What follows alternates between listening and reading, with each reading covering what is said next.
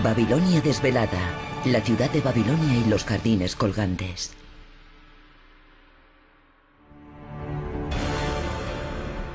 El río Éufrates divide en dos Asia Occidental.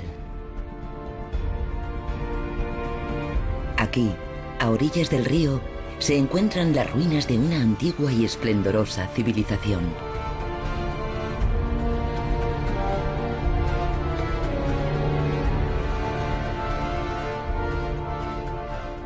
Fue la obra de un pueblo de aguerridos conquistadores y grandes arquitectos que dio origen a incontables leyendas. La ciudad de Babilonia pertenecía, según la ideología de los babilonios, al gran dios Marduk. Su rey ejercía un poder absoluto y alimentaba ambiciones que superan nuestras mayores fantasías.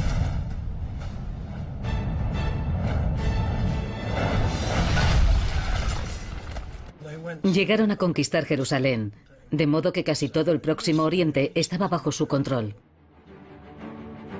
Sus ejércitos sometieron a casi todas las naciones de Oriente Medio.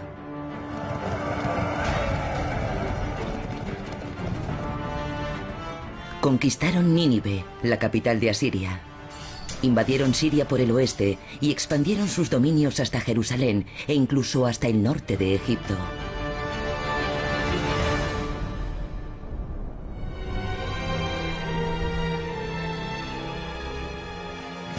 Esclavizaban a sus prisioneros y dedicaban las riquezas obtenidas en sus conquistas a construir la que llegaría a ser conocida como la mayor ciudad de la tierra, la ciudad de Babilonia. Era una ciudad muy grande, con una espectacular arquitectura monumental. Debió ser un lugar verdaderamente impresionante. No ha existido otra ciudad en la historia rodeada del aura de misterio de la antigua Babilonia. ¿Cómo pudieron erigir una ciudad tan grande en mitad del desierto? ¿Y por qué desapareció tan repentinamente?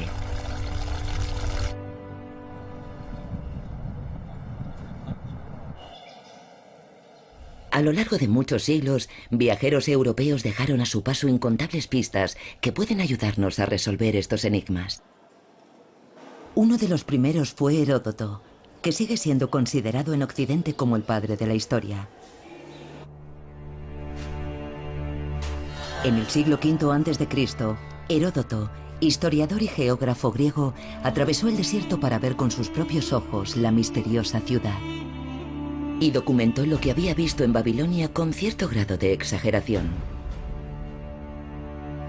No hay ciudad en el mundo más deslumbrante que Babilonia, escribió.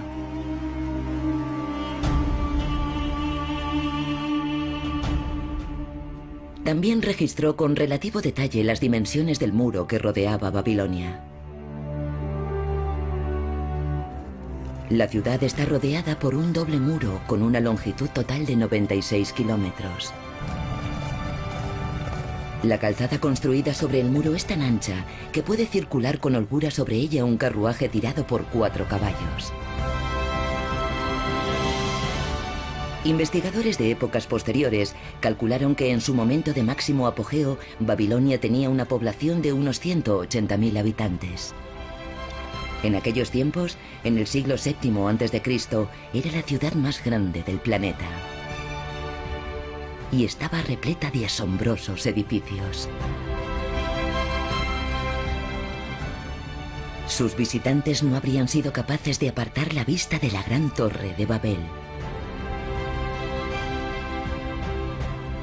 Se habrían quedado boquiabiertos al ver que se podían mantener unos extraordinarios jardines colgantes en mitad de un desierto abrasador.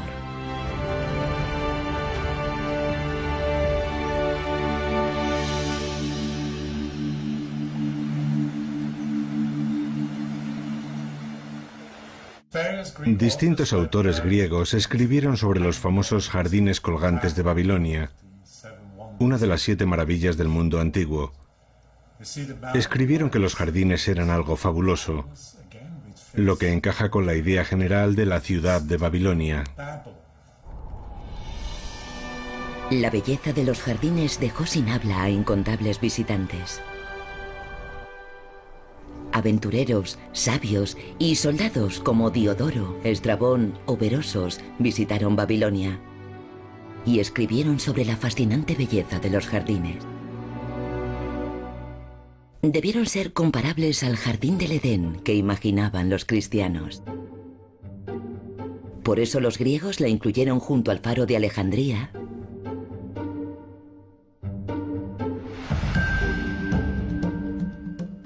la estatua de Zeus en Olimpia,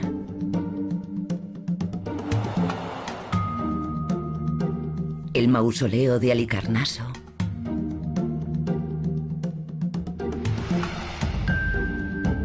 la gran pirámide de Giza,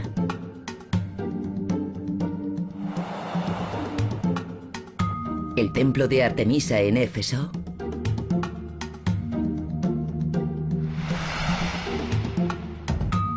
y el coloso de Rodas entre las 7 maravillas del mundo. Diodoro describía la arrebatadora belleza de los jardines con las siguientes palabras: los jardines rebosan de fragancias. Los granados, que son como racimos de uvas, dispersan su perfume con la suave brisa. Las gotas del agua que cae por las cascadas resplandecen como estrellas en el cielo nocturno.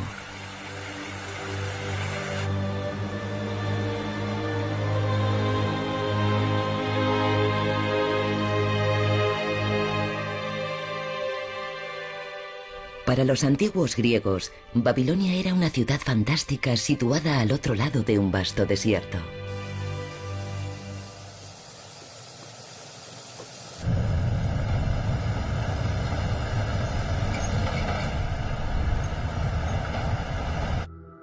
Para llegar a las ruinas de Babilonia, tuvimos que viajar a unos 100 kilómetros al sur de Bagdad, la capital de Irak.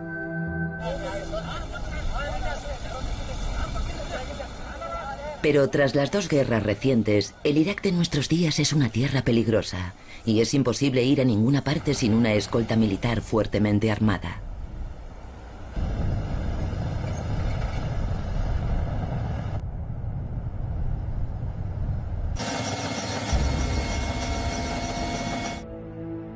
Estamos en una llanura que se extiende a orillas del Éufrates, el río que da la vida a Irak. Hace 2600 años la capital del gran imperio babilonio estaba situada en esta extensión de tierra, ahora desierta. Pero hoy en día, lo único que queda de aquel esplendoroso imperio son ladrillos de barro medio deshechos. Es difícil imaginar que en esta árida tierra se alzó en otros tiempos la ciudad más poderosa y majestuosa del mundo. Pero para Robert Koldewey, un arquitecto y arqueólogo alemán, no había ninguna duda. En 1899, a finales del siglo XIX, Koldewey subió a un tren decidido a encontrar la mítica ciudad de Babilonia. Era una época en la que los estudiosos europeos se interesaban muy activamente por la historia de la antigua Mesopotamia. Tras bajar del tren, Koldewey cruzó el desierto iraquí con una caravana de camellos durante 3 semanas más.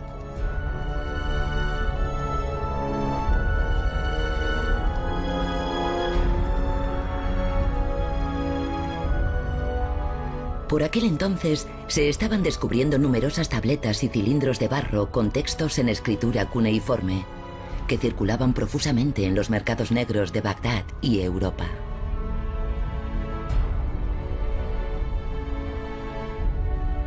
Koldewey y su equipo excavaron hasta una profundidad de 20 metros y finalmente encontraron las ruinas de antiguos edificios que habían estado ocultos bajo el desierto durante innumerables siglos. El más asombroso de sus descubrimientos fue la puerta de Ishtar. Esta era la prueba más indiscutible de que era allí donde se había alzado en tiempos lejanos Babilonia.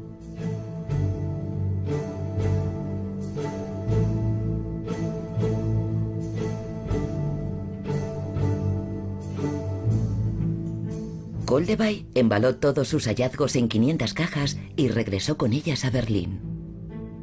Allí empezó a unir los cientos de miles de fragmentos que había desenterrado. Y gracias a su singular esfuerzo, la ciudad de la leyenda empezó a materializarse en algo concreto.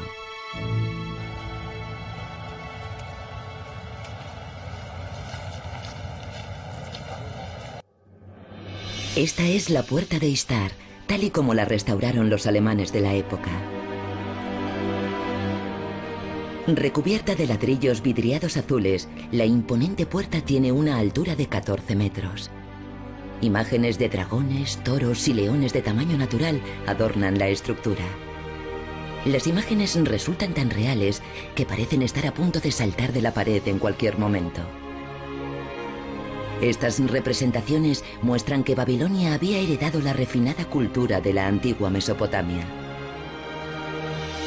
La Puerta de Ishtar era la principal entrada a la ciudad. El tamaño de la Puerta de Ishtar se adaptó, por supuesto, a la altura de la sala. En realidad, la puerta original de Babilonia era mucho mayor, pero lo que hay en el Museo de Berlín es solo una reproducción en miniatura, y la idea es que sirva como ejemplo de lo que fue la original.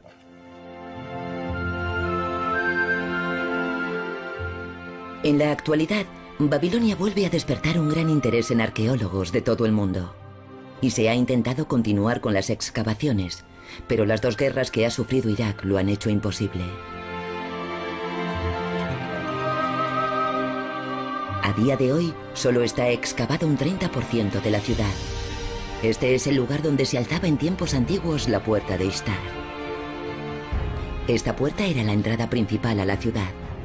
Aunque solo queda en pie parte de su estructura, hace 2600 años debió ser una visión imponente.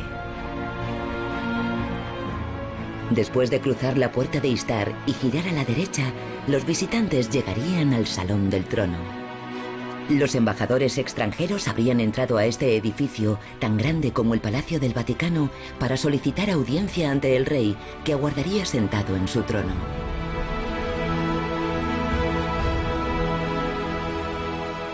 La ciudad estaba completamente fortificada.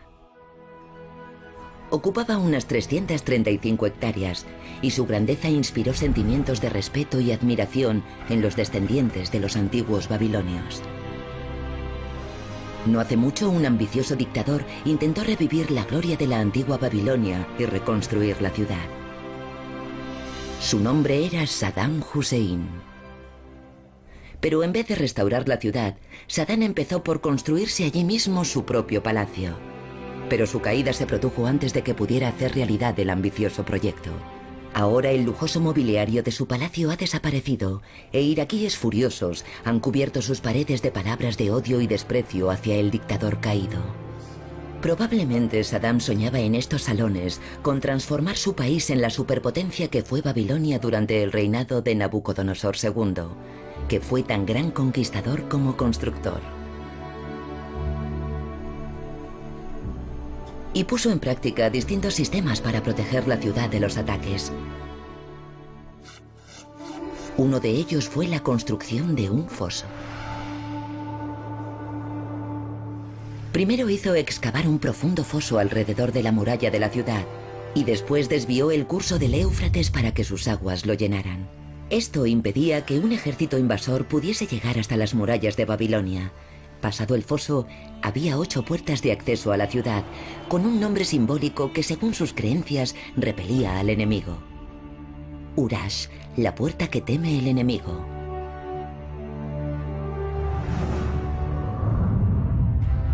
Zababa, la puerta que temen los intrusos. Adad, la puerta que protege a los soldados de Babilonia.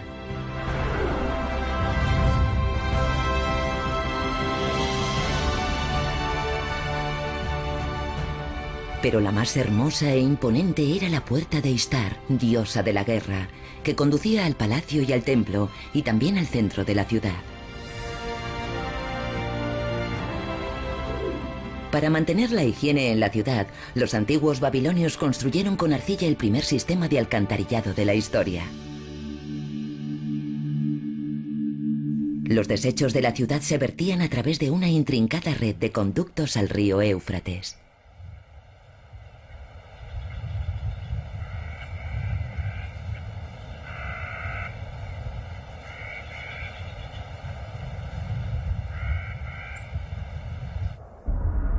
Esto es cuanto queda de un puente que cruzaba el Éufrates. Aunque ahora está todo seco por el cambio del curso de las aguas, en otro tiempo el río pasaba por aquí, y sobre él se extendía un enorme puente que conducía al corazón de Babilonia. Para cimentar el puente primero se clavaron en tierra grandes troncos a intervalos de 3,6 metros. Sobre estos se construyeron unos bloques de ladrillos de barro cocido.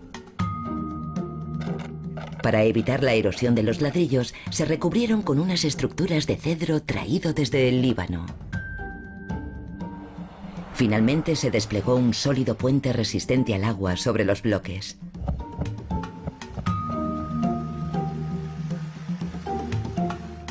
Esto indica que los antiguos babilonios alcanzaron una maestría arquitectónica comparable a la de los romanos siglos antes que estos.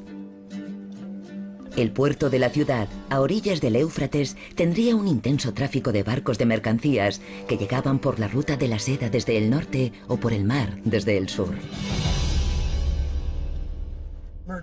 Por allí pasaban muchos comerciantes.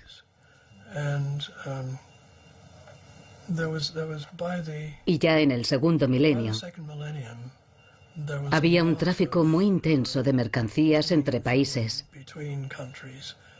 incluso por barco. Se ha encontrado cornalina en todos los yacimientos excavados en Mesopotamia y prácticamente toda venía de la India.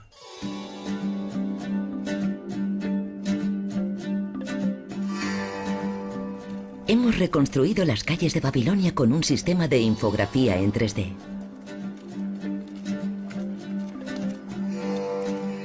Las calles estarían llenas de puestos de vendedores de alfombras tejidas en Turquía, uvas de Asia Central y dátiles, mangos y otras frutas tropicales importadas de Caldea.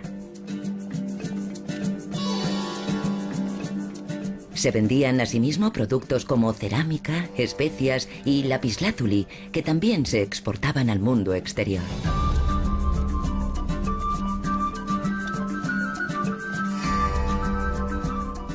Heródoto, que visitó Babilonia en el siglo V a.C., cuenta una interesante anécdota sobre la ciudad.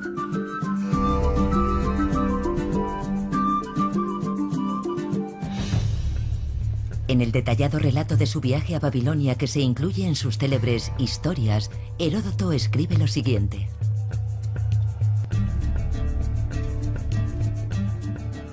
Las mujeres tienen que esperar a que los hombres las elijan. Los hombres pagan a las mujeres elegidas considerables sumas de dinero y residen con ellas fuera de los muros de la ciudad.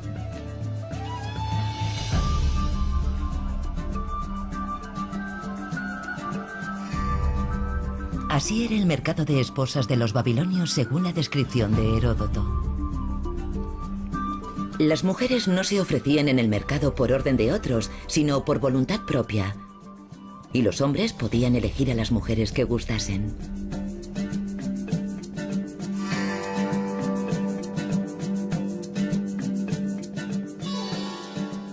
Para los griegos antiguos, Babilonia era un exótico destino en Oriente lleno de extrañas costumbres y espectáculos prodigiosos.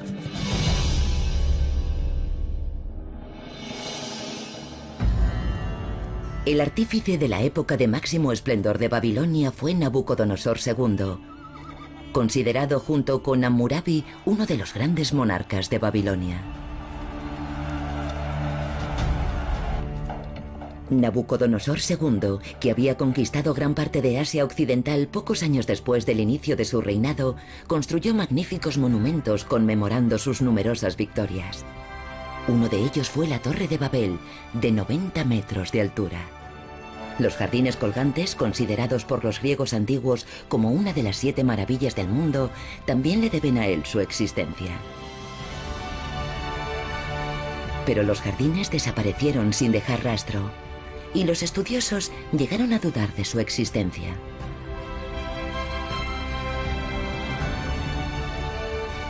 Pero gracias a los esfuerzos de Koldevay, los jardines colgantes volvieron a recibir la atención de expertos de todo el mundo.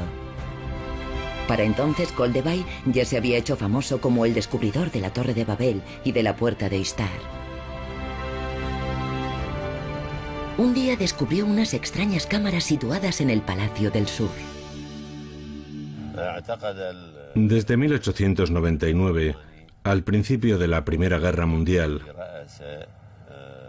Koldewey, el famoso arqueólogo alemán, sostuvo que los jardines colgantes habían estado situados en el recinto del Palacio del Sur de Babilonia.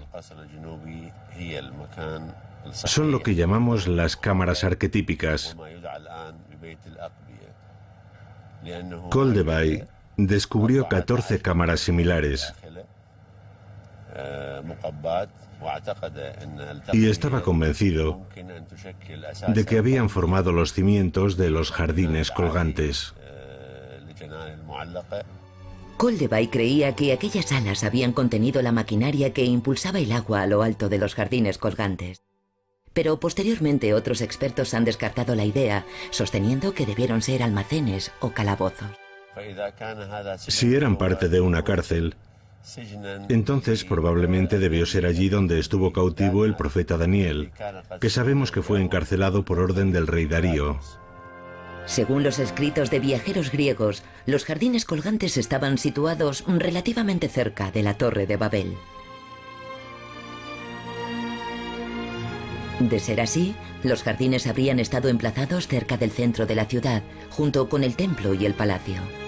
Esta es la razón de que Koldewey pensase que debían haber estado ubicados en el Palacio del Sur. Pero es difícil que estuviesen allí por cuestión de espacio, y lo que es más importante, porque está lejos del río Éufrates.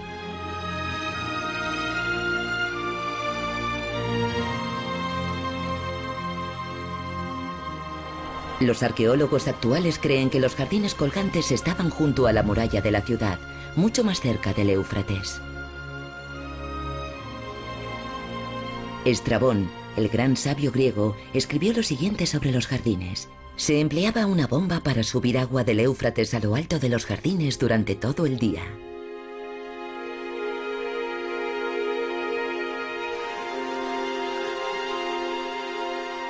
Los jardines debieron contener una gran cantidad de árboles cuyo mantenimiento requeriría un enorme volumen de agua. Y para poder estar extrayendo agua del Éufrates durante todo el día, los jardines tenían que estar muy cerca del río.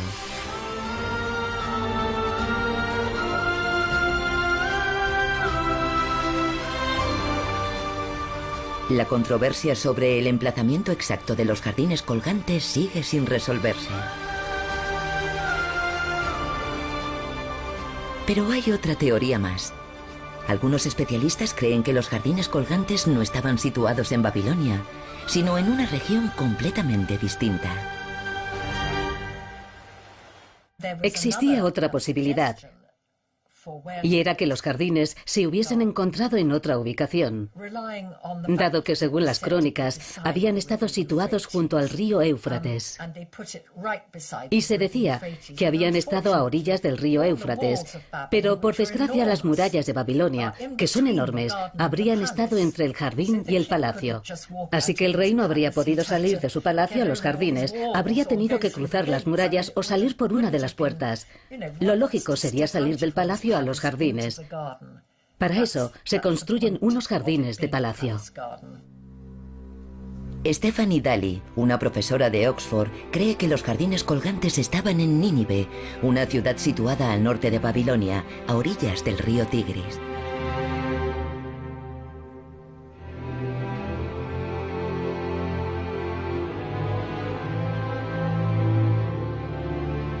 En el siglo VIII a.C., Nínive, la capital de Asiria, era una gran metrópolis. Los asirios forjaron el primer gran imperio de Asia Occidental, y en su punto álgido, Nínive se extendía sobre un área de casi 7 kilómetros cuadrados. Era una ciudad que rivalizaba con Babilonia tanto en tamaño como en magnificencia. Y cuando Sennacherib reconstruyó parte de Nínive, cambió los nombres, o dio nuevos nombres a las puertas, nombres de dioses y diosas. Así que es probable que Nínive se hubiese considerado otra Babilonia. Según la profesora Daly, los griegos antiguos confundieron Nínive con Babilonia. La palabra Babilonia significa puerta del dios, y ella cree que había varias puertas en Nínive con nombres similares.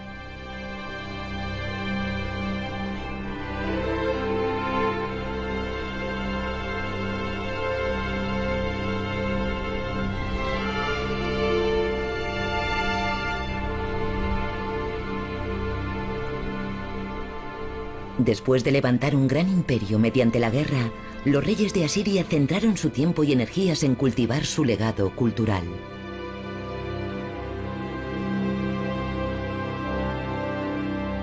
La creación de jardines se convirtió en una forma de reafirmar la autoridad del rey y de la casa real.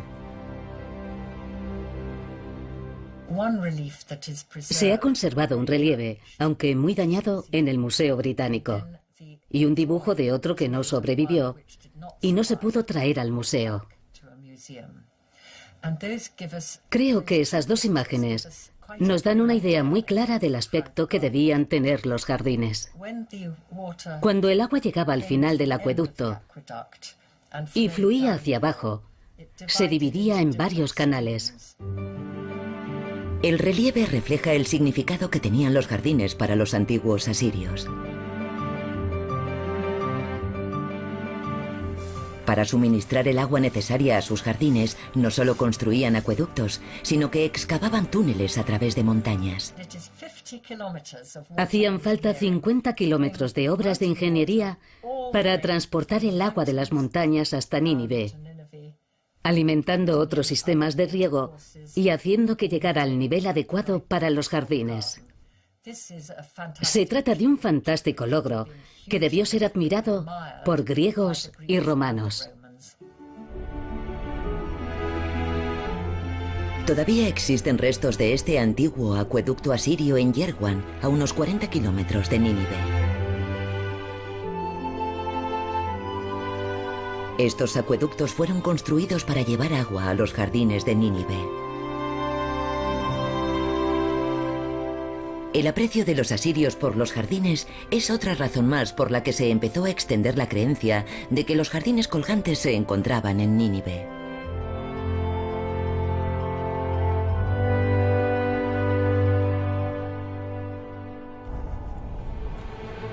A pesar de su esplendor, el imperio asirio no duró mucho tiempo. Fue conquistado por Nabucodonosor II, el rey babilonio, y sus aliados, los medos.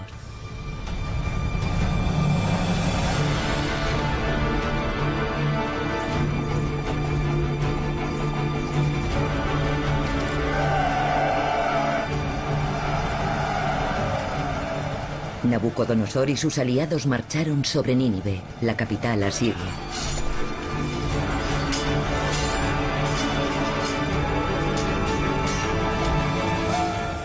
Y en el año 612 a.C. conquistaron Nínive y acabaron con el imperio asirio. A fin de forjar una poderosa alianza entre Babilonia y Media, Nabucodonosor II contrajo matrimonio con Amitis, una princesa meda, y se la llevó a Babilonia. Y en el año 612 a.C. conquistó finalmente Nínive, la capital del imperio asirio. Era una alianza perfecta que unía a dos naciones a través del matrimonio. Amitis era una princesa del imperio medo que se estaba extendiendo gradualmente hacia el norte. Y se desposó con Nabucodonosor II, que había conquistado Asiria y era aclamado como un nuevo héroe en Asia Occidental.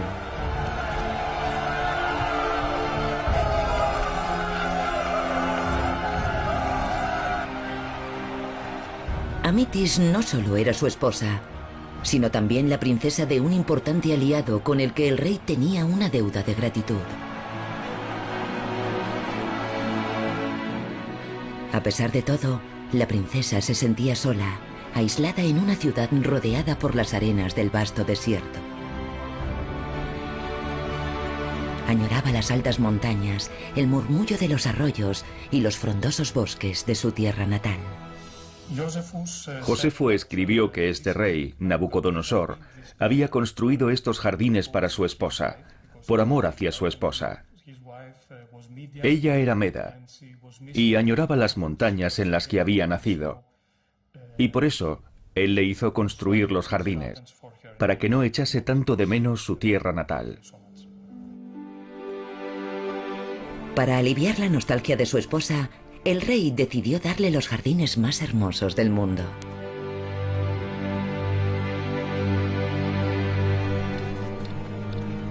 Quería crear un jardín medo junto a las orillas del Éufrates, y para conseguirlo buscó a los mejores ingenieros y jardineros del mundo antiguo.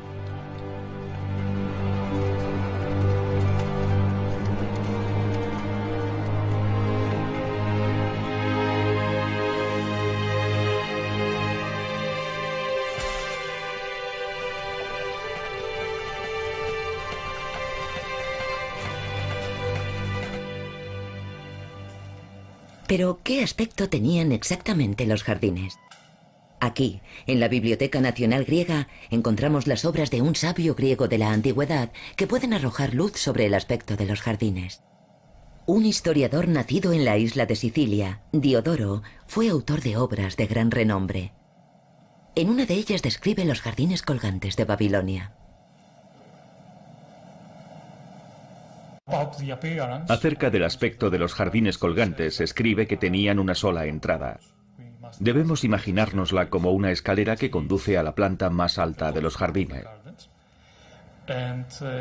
También había terrazas que habrían construido una sobre otra. Era una serie de terrazas edificadas escalonadamente, una encima de otra. Y en cada terraza había una galería soportada por pilares de piedra. Según escribe Diodoro, los jardines ocupaban una superficie de 123 por 123 metros. Estaban construidos sobre una plataforma impermeable colocada encima de unos cimientos formados por numerosos pilares. Alrededor del borde de cada terraza se plantaban árboles y en la parte central se construía la siguiente terraza. En su descripción, Diodoro escribe que se asemejaban a las filas de asientos de un anfiteatro. En la cubierta de estas galerías colocaban una capa de junco, una capa muy gruesa de junco. Después se cubría esa capa con bitumen y a continuación con ladrillos de barro cocido y cemento. La impermeabilización debió ser el mayor problema para aquellos antiguos ingenieros, pero por suerte para ellos estaban familiarizados con un método que se había utilizado durante milenios en la construcción con barro.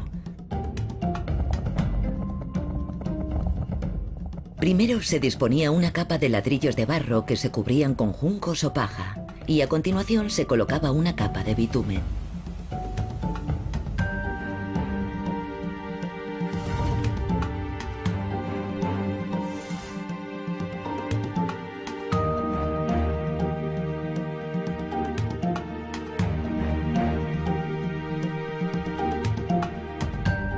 Pero, ¿qué tipos de plantas se cultivaban en los jardines? Dado que su propósito era aliviar la nostalgia de la reina, podemos imaginar que se debió elegir sobre todo plantas de su tierra natal, Media. Pero Ecbatana, su ciudad natal, se encontraba a unos 500 kilómetros de Babilonia. Esto es Hamadán, la capital de la provincia iraní del mismo nombre. Pero en el pasado se llamó Ecbatana y era la capital del Imperio Medio.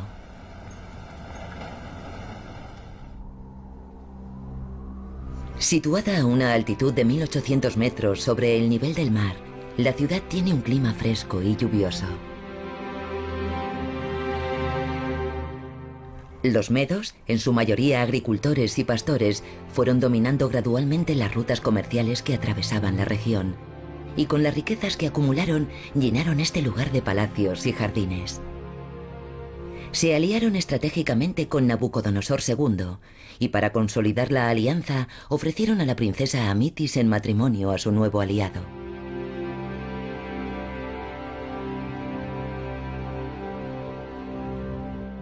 Esta región es más lluviosa y más húmeda que otras regiones. Gracias a su clima, favorece mucho el crecimiento de árboles y plantas. El norte de Irán posee una flora con una enorme diversidad y, gracias a su entorno, es una región con una vegetación muy exuberante. Nacida en un palacio medo, la reina Amitis creció viendo el cambio de las estaciones, rodeada por el murmullo de arroyos de agua cristalina, el perfume de las flores y los exuberantes bosques. El reino medo estaba situado en lo que actualmente es Irán. El pueblo iraní describía el paraíso empleando esas mismas imágenes. El paraíso es un jardín frondoso, rebosante de flores y frutas. Está surcado por incontables arroyos y sus lagunas rebosan hidromiel.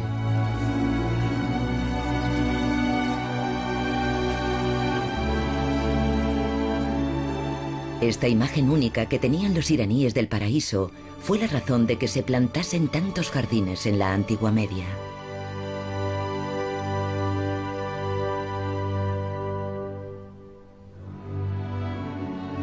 Esto es Pasargada.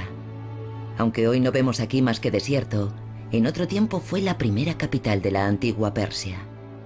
Pasargada significa el jardín de Persia, y algunos estudiosos creen que la palabra jardín procede del Gada de Pasargada.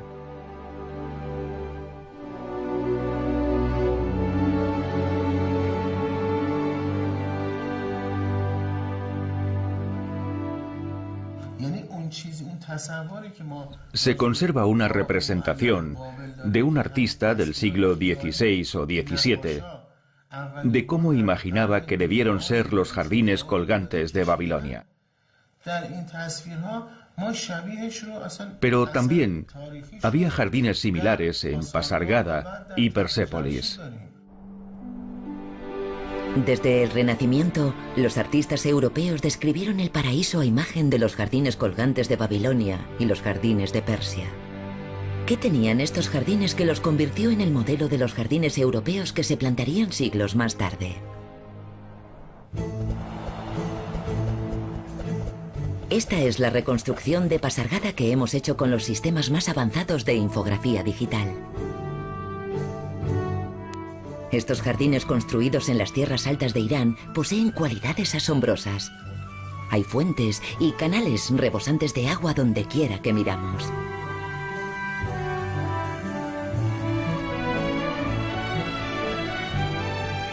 Esta es la famosa ciudad de Persépolis.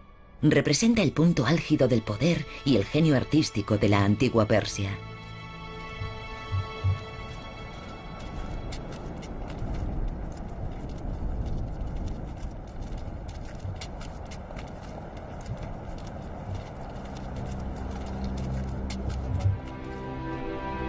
Este palacio, erigido en la cima de una montaña, ocupa una superficie de 12 hectáreas y fue la estructura icónica de la antigua Persia hasta su destrucción por Alejandro Magno en el año 330 a.C. Aquí también había unos espectaculares jardines, inspirados en los jardines colgantes y en los de Pasargada. En Pasargada había terraza. Y los persas tomaron esa idea y la recrearon a la perfección en Persépolis. Aunque lo único que queda actualmente son los pilares y los cimientos, en su apogeo, Persépolis debió ser un vergel rebosante de árboles y flores. Para poder mantenerlo, los persas canalizaron el agua de las montañas y construyeron sus jardines en terrazas para aprovecharla al máximo. En esencia, el modelo en terrazas de los jardines colgantes y de los de Pasargada fue posteriormente la base de los jardines de Persépolis. El agua tenía un significado especial en el palacio de Pasargada. Había un acueducto y una piscina cuadrangular en el centro del jardín. El agua circulaba alrededor de los jardines para crear una atmósfera espiritual. De esta forma se purificaba el agua al mismo tiempo. Este es el Jardín Botánico de Eram, en la ciudad de Shiraz, en Irán.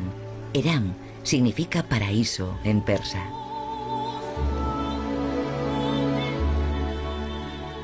Aquí también hay un acueducto y una piscina. De hecho, se atribuye a los iraníes la invención de la primera fuente impulsada por la fuerza de la gravedad.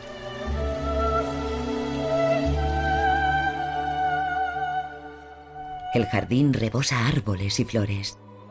Pero, ¿cómo transportaron los constructores de los jardines colgantes todas estas plantas a través del desierto hasta Babilonia?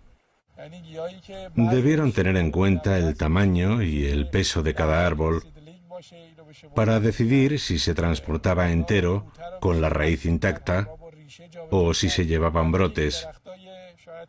Los árboles con flores y los árboles de hoja caduca eran más fáciles de transportar.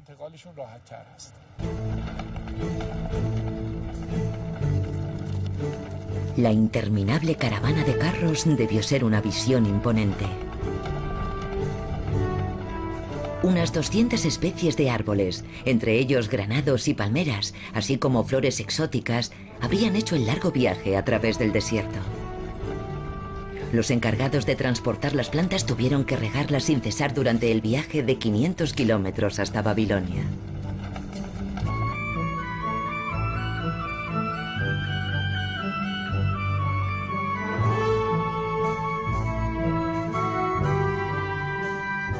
Estrabón, el geógrafo griego que visitó Babilonia en el siglo I a.C., dejó una detallada descripción del funcionamiento del sistema de riego de los jardines colgantes.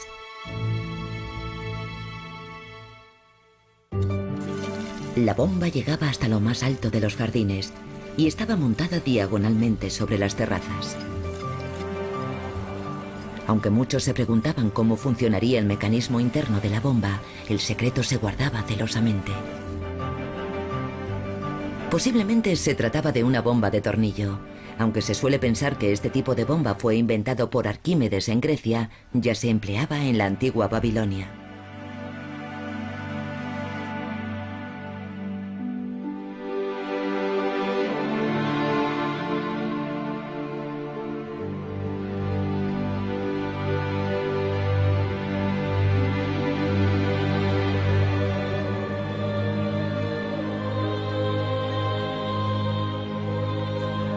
Las bombas debían ser impulsadas por animales de carga, como asnos, para mover grandes cantidades de agua necesaria para regar los jardines.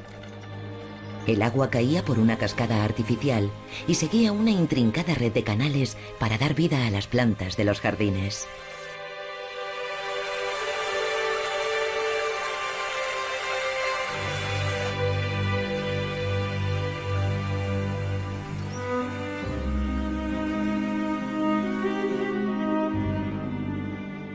Pero se decía que el interior de los jardines era aún más asombroso que el exterior. Según las crónicas de la época, había en su interior más de 100 salas de distintos tamaños y en su centro una gran piscina cuadrada.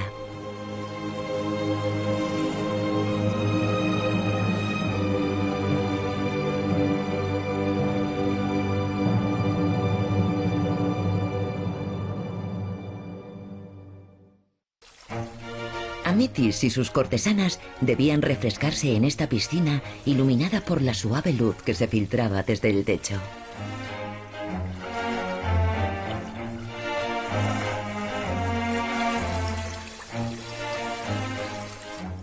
Los jardines colgantes eran un verdadero paraíso, construido por Nabucodonosor II para complacer a su amada esposa Amitis.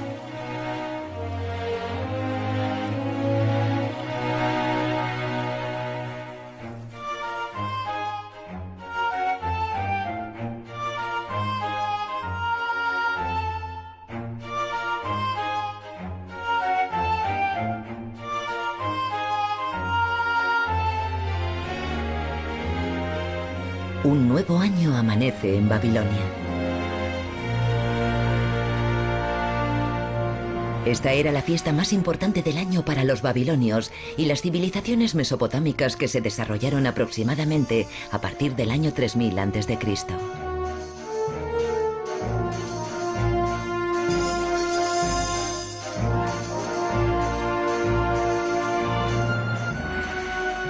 El día del Año Nuevo se abrían de par en par las puertas de la ciudad para recibir una interminable procesión de efigies de dioses que llegaban de todos los rincones del imperio.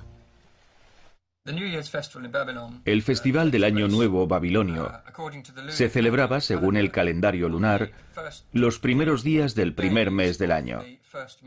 El primer mes del año coincidía aproximadamente con el equinoccio de primavera, en marzo o abril, dependiendo de las variaciones del calendario lunar en cada año en concreto. El equinoccio de primavera es uno de los dos momentos del año en que la duración del día y de la noche son iguales.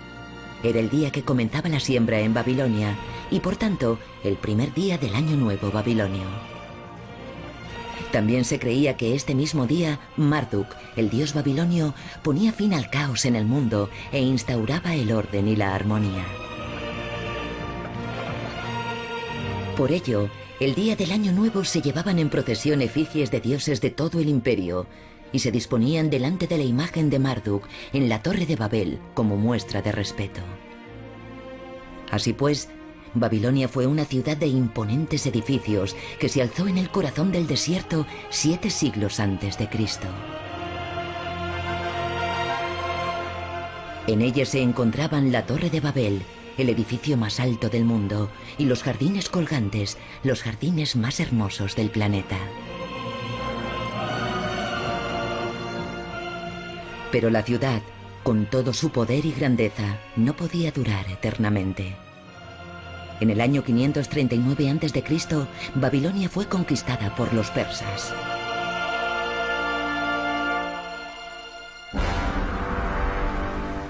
La ciudad ardió hasta los cimientos.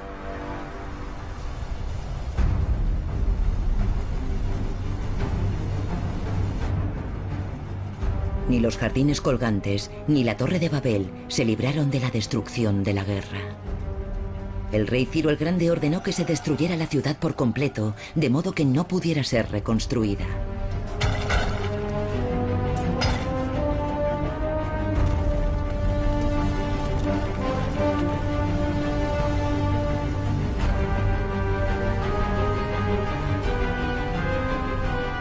Así, la gloria de Babilonia fue consumida por las llamas de un furioso infierno.